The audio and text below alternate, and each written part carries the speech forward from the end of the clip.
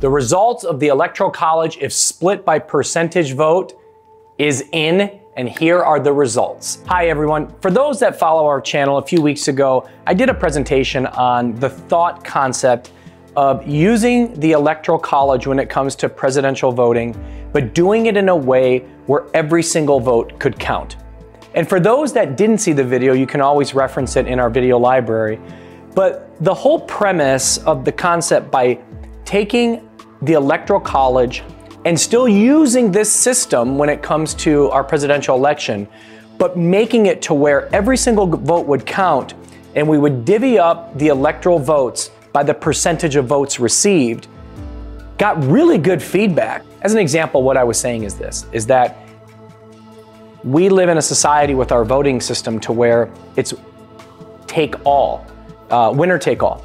And I don't think that's fair, because in heavy red states or heavy blue states, if you're on the opposite side, your vote basically doesn't count. Like if you live in California and you're gonna vote for Donald Trump this year, your vote basically, it's not even basically, your vote's not going to count because Joe Biden's gonna get all those votes.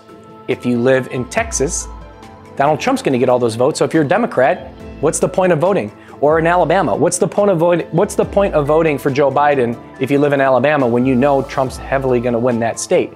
So the reality is that the only states that matter at this point are swing states, like where I live in Arizona. And my theory behind swing states is the same thing with the percentage vote. Arizona was basically 50-50. So you got a state where half of the people wanted it one way and half the people wanted it the other way. And if we split that 50-50, those electoral votes, everybody wins. But instead, it all went to Biden, so half of the state isn't happy and half of the state's happy. The reality is if we split up the vote by percentage, how many percentage of people voted this way and how many percentage of people voted that way, and that's how we're gonna break up the total number of votes. It's a beautiful system because every state matters, every person matters, and every vote actually counts. So that was the basis of the concept.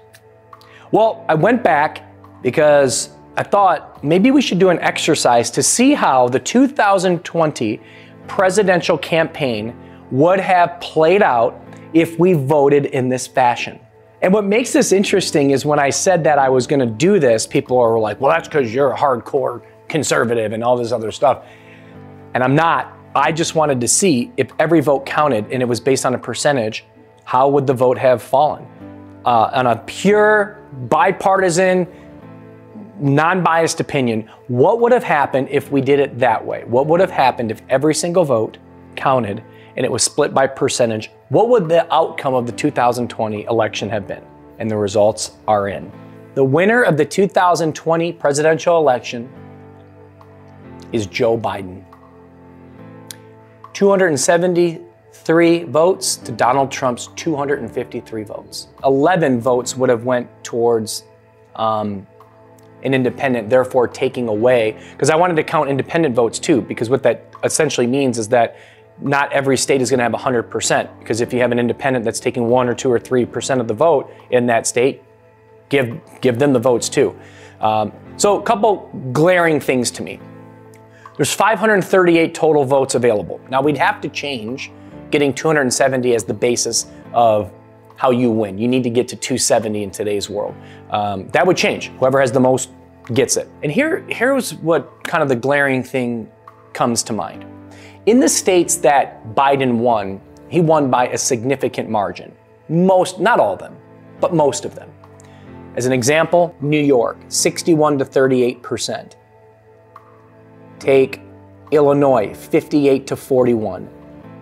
Take Delaware, 59 to 40. This is percentage. Take Hawaii, 64 to 34. Connecticut, 59 to 39. Rhode Island, 59 to 39. DC, 92 to 5. Some of these states don't have a lot of votes, but still, it's impactful. California, 64 to 34. Now, why am I saying like that makes a big difference? Because where Trump won, he didn't have the spread. So that's why the percentage of vote is so critically important, because every single vote counts. So if you campaign in California as a Republican, if you can take that 34% and you can get to 42, 43%, you're going to gain 4 to 5 votes from that. So everything becomes important. So narrowing the gap between heavy states one way and heavy states the other way is critically important.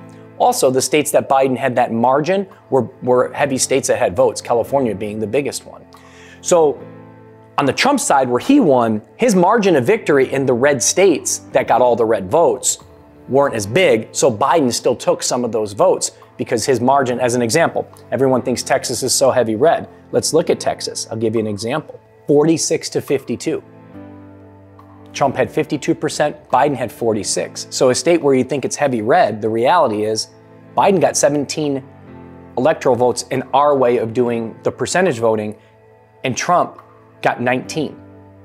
Let's look at another state that we consider, that one would consider kind of a heavy red. Arizona, as an example, where I'm at, was 49-49, so each got 5.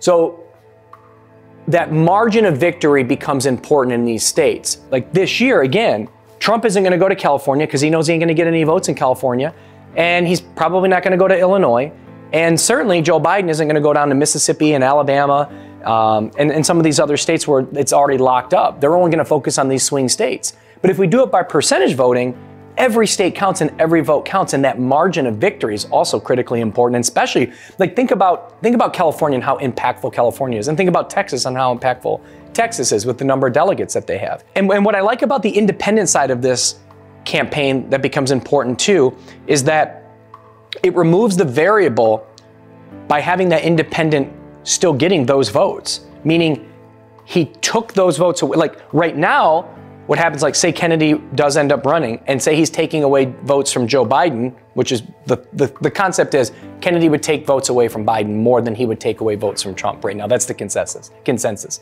So that helps Trump, theoretically, because he'll have more votes than Biden in those states where independents are heavily favoring Kennedy over potentially voting for Biden. So Trump takes all those wins. Whereas if we just count it as an independent vote, they each get their side of whoever voted for them instead of it all going one way. It makes sense to me because every single state's important and every vote counts. But I thought doing this exercise was interesting because a lot of people would think that I was doing this to prove a conservative value, a conservative vote should go Republican side. And now everyone can look at this and say, well, that was truly an independent survey and a thought concept, because in this case study of the 2020 election, Joe Biden still wins. So I think it's just a matter of having a system that is fair and honest. And I think you'd see a lot less fraud in that system too, because it doesn't all go one way and it doesn't all go the other way. So anyways, I just thought it was interesting to actually see the results. I'm going to post these results actually so you can see state by state in your state how it would have shook up. But it was a very, very interesting case study. I actually did it with my father, and it was a very interesting case study when it all came out. And again, you'd have to remove the 270 votes. It's just a matter of who gets the most votes. But I'll post this. I'd love to hear your thoughts on it. But at least now we know if we did things this way, who would have won 2020. And now we're going to find out what happens in 2024. Thank you.